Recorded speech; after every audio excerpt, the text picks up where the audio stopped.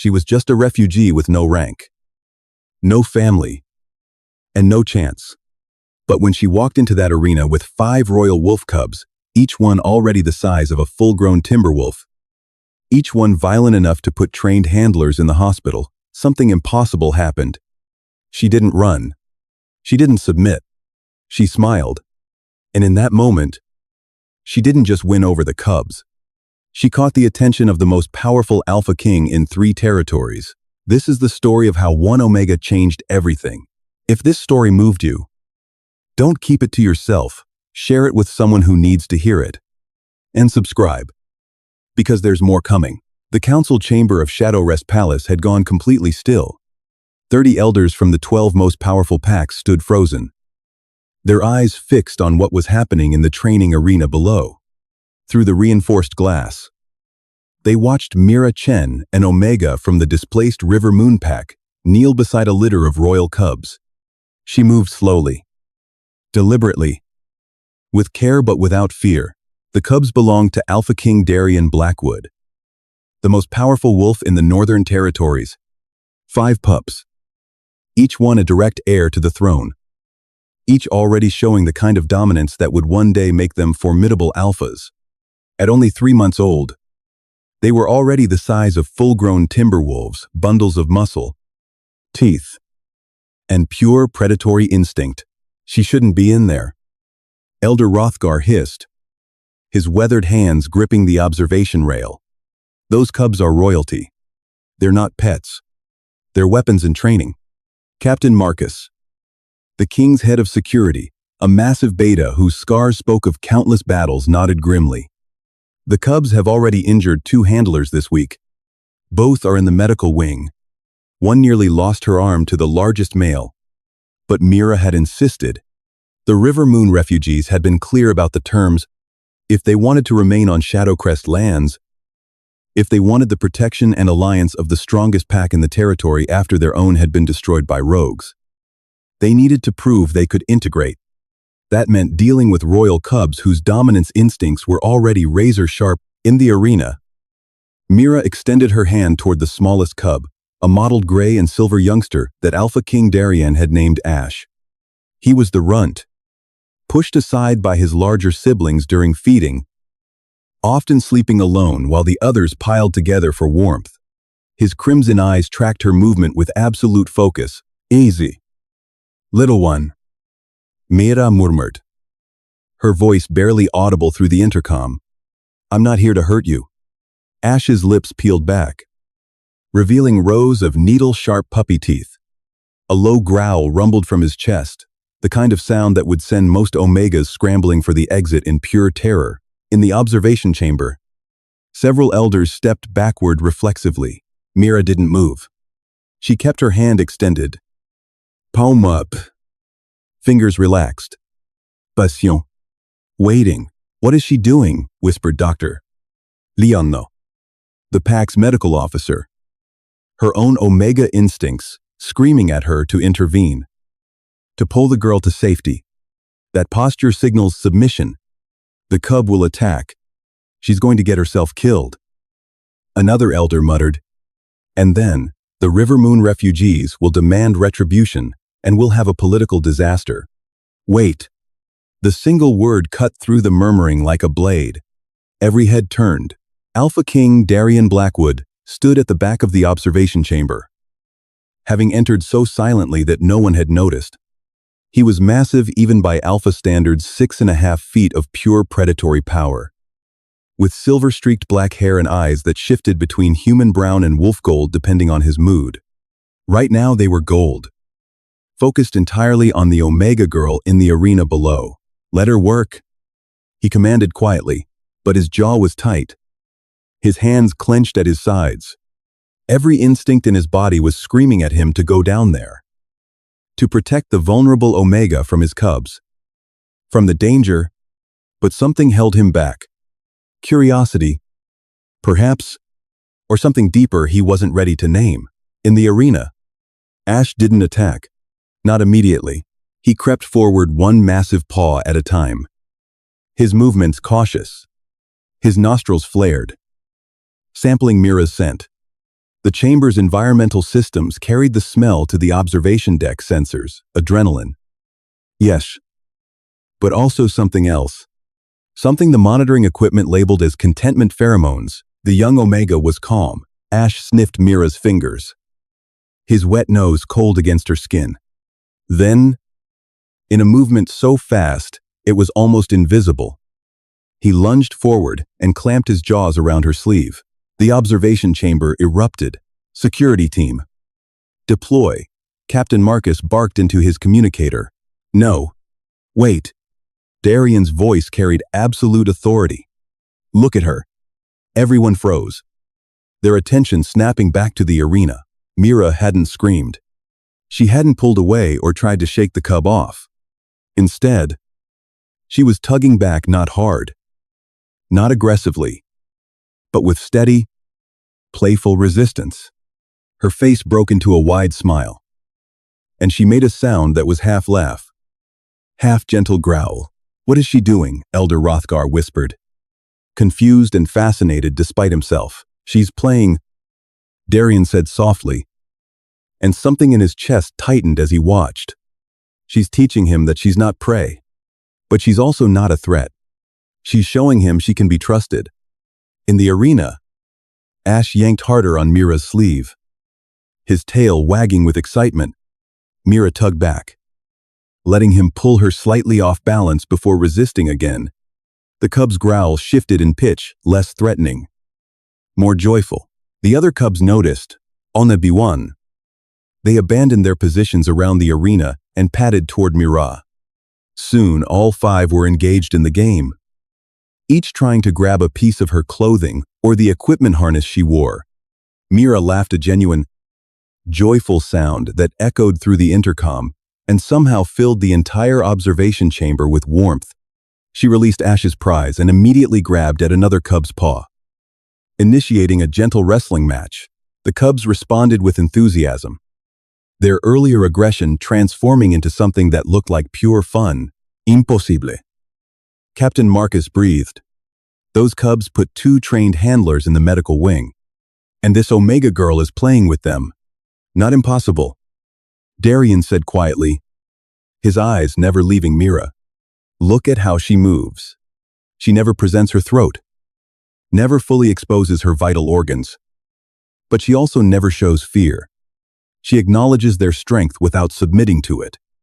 He paused, something shifting in his expression. She treats them like what they are, children who need guidance, not monsters to be controlled. Elder Rothgar studied his Alpha King with shrewd eyes. You sound impressed. Your Majesty. Darian didn't respond, but his hands had relaxed at his sides, and his eyes had shifted back to Brown. Human. Zoft. Below. Mira had shifted tactics. She'd retrieved a length of rope from her equipment belt and was dragging it across the floor in erratic patterns. Instantly, all 5 cubs gave chase, pouncing and tumbling over each other in their eagerness to catch the prey. Their play growls filled the arena, but there was no real violence in it, just the exuberant energy of young predators learning to hunt, guided by someone who understood how to channel that energy safely. How long has she been studying wolf behavior, Doctor? Leon asked, her earlier fear replaced by professional curiosity. She hasn't, Captain Marcus admitted, checking his datapad. Her file says she was an Omega caretaker in the River Moon Pack nursery before the rogue attack. She helped raise pups. She's applying instincts that come naturally to Omega caregivers, nurturing, playing, teaching through gentleness rather than dominance. You're saying this is just Omega instinct? Elder Rothgar's eyebrows rose.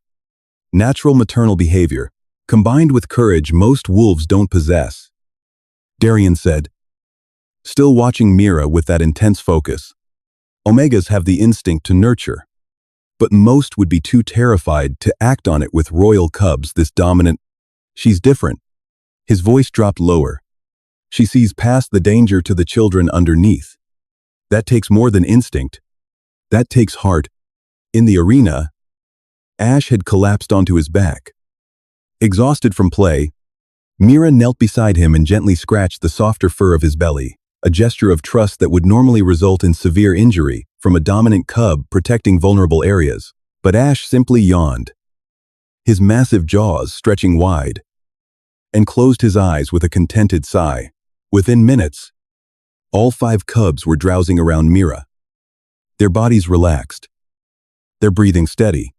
She sat among them like a calm center in a storm of predatory potential, her smile never wavering. She looked up at the observation window, seemed to find Darian's eyes through the glass, and gave a small wave. Ash, still drowsy, maintained his grip on her now tattered sleeve, not in aggression, but in contentment. Something in Darian's chest cracked open. When Mira finally emerged from the arena, 2 hours later, she found Alpha King Darian waiting for her in the corridor outside. Alone. She stopped short, suddenly very aware that she was covered in cub fur. Her clothes were shredded, and she probably smelled like a combination of puppy breath and arena dirt. Not exactly how one wanted to appear before the most powerful alpha in 3 territories. Your Majesty, she said, bowing her head in the traditional sign of Omega, respect deeper than before, more formal. The way displaced pack members showed deference to the alpha who'd granted them sanctuary. Don't. His voice was rough. Don't bow to me. Not after what you just did. Mira looked up, confused. I was just doing my job, proving the Rivermoon refugees could integrate. You did more than integrate. Darian stepped closer, his enormous frame somehow not intimidating despite his size. You connected with my cubs in a way that trained wolf handlers couldn't. You saw them as children, not threats. You treated them with respect and playfulness. He stopped, swallowed hard. And love? They're easy to love, Mira said softly. Especially Ash. He's so sweet, so gentle despite all that strength. He's the runt, Darian said, something vulnerable entering his voice. The others push him aside. I've been worried about him. Worried he wouldn't develop the dominance instincts he needs to survive in a royal pack. He doesn't need to be dominant to survive, Mira said, and there was steel beneath her gentle tone. He needs to be loved, to be seen, to know that being the smallest doesn't make him less valuable. She met Darian's eyes directly, a bold move for an Omega, especially one from a displaced pack with no standing. But she didn't seem to care about protocol. Strength isn't just about size and aggression. Your Majesty, sometimes the strongest thing you can do is be gentle, to show vulnerability, to trust. Darian stared at her, and something shifted in his expression, something that made Mira's breath catch. You're remarkable, he said quietly. Do you know that I'm just an Omega who's good with pups? Mira said, trying to deflect the intensity of his gaze. It's what Omegas do. You're an Omega who taught my cubs how to play, who showed them that not everything is a dominance challenge, who made them feel safe enough to sleep in your presence. He took another step closer. Do you have any idea how rare that is, how precious? Mira's heart hammered. Your Majesty, Darian, he interrupted. When we're alone, I'm just Darian. That's not appropriate. Neither is what I'm about to ask you. His hand came up, hovering near her cheek but not quite touching. Stay. Not just for today. Not just as a Rivermoon refugee proving your pack's worth. Stay in the palace. Work with my cubs. Teach them what you know. Mira's breath caught. Why? Because they need you. His voice dropped lower, rougher. Because in 2 hours, you gave them something I've been trying to give them for 3 months: joy. Safety. The freedom to just be children. He paused, and his eyes shifted to that molten gold that meant his wolf was close to the surface. And because I haven't been able to look away from you since you walked into that arena, because watching you smile and laugh and play with my cubs did something to me I can't explain. Because my wolf recognized something in you that I'm only just beginning to understand. Mira stared at him, heart racing. You don't know me? Then let me. His hand finally made contact, cupping her cheek with a gentleness that contradicted his massive size. Let me get to know the Omega who sees monsters as children, who plays with predators and makes them feel safe, who tugs back when they bite and smiles while doing it. The council will never approve. I'm the Alpha King. The council approves what I tell them to approve. His thumb stroked her cheekbone. But I'm not commanding you. Mira, I'm asking. Stay. Give me a chance to prove that not all alphas see omegas as lesser. That some of us are smart enough to recognize when we found something extraordinary. Mira looked into his eyes, this powerful alpha who was asking instead of demanding, who was vulnerable instead of dominant, who was looking at her like she was precious instead of weak. Okay, she whispered. I'll stay. Darian's smile was like sunrise breaking through storm clouds. The next 3 months transformed both Mira's life and the palace itself. She moved into quarters in the royal wing, close to the cubs' nursery. Every morning she'd wake to the sound of small paws scratching at her door, 5 royal cubs who'd decided she was theirs and wouldn't be convinced otherwise. Ash was her constant shadow, following her everywhere, sleeping curled against her legs at night, despite having his own perfectly comfortable den. But the cubs weren't the only ones seeking her out. Darian found excuses to be wherever she was, checking on the cubs' progress, asking her opinion on pack matters, inviting her to walk in the gardens after dinner. The court noticed. Of course they noticed. The Alpha King is courting an Omega. The whispers went. A displaced Omega at that. She has no pack standing. No family left after the rogues. No proper rank. But she has his cubs' hearts. And perhaps his as well. Mira tried to ignore the gossip. But it was hard when she could smell the disapproval from certain elders. To feel the weight of suspicious stares from wolves who thought a refugee Omega had no business catching their king's eye. Until the night Darian invited her to join him for the full moon run. It's a royal tradition, he explained as they stood on the palace balcony, watching the moon rise. The Alpha King runs with his mate and cubs under the first full moon of spring. But you don't have a mate, Mira said carefully. No. Darian agreed, his eyes finding hers. But I'd like to run with you anyway. If you'll come. I'm just an Omega, Mira said softly. The others will talk. Let them talk. He stepped closer, his hand finding hers. You understand my cubs better than any wolf in this territory. You've shown them more love in 3 months than most of the court has in their entire lives. So run with us. Let me show you what it means to be part of my pack. Part of my life. That night, Mira ran through the forest surrounded by wolves. Darian in his massive silver-black form. 5 cubs tumbling and playing around her legs. And a dozen pack members who'd chosen to join their alpha's unorthodox run. She couldn't keep up with their speed. Of course not. Omegas were built for endurance. Not the explosive sprints of alphas and betas. But they slowed for her. Circled back when she fell behind. And when she finally collapsed. Laughing. In a moonlit meadow. They piled around her in a heap of warm fur and contentment. Darian shifted back to human form, unconcerned with his nakedness in the way of wolves, and knelt beside her. Thank you, he said softly, brushing grass from her hair. For what? For showing me what I was missing. For reminding me that strength isn't just about dominance and control.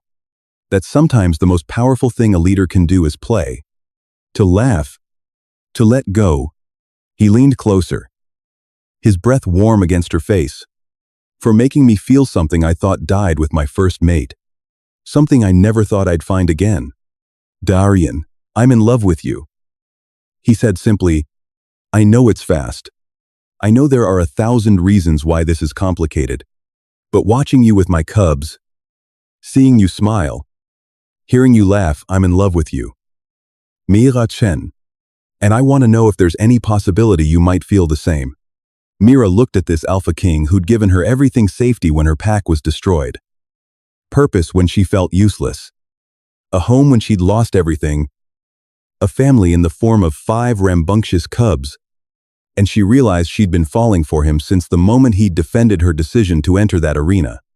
Since he'd watched her with such intensity and respect. Since he'd asked instead of commanded, I love you. Too. she whispered.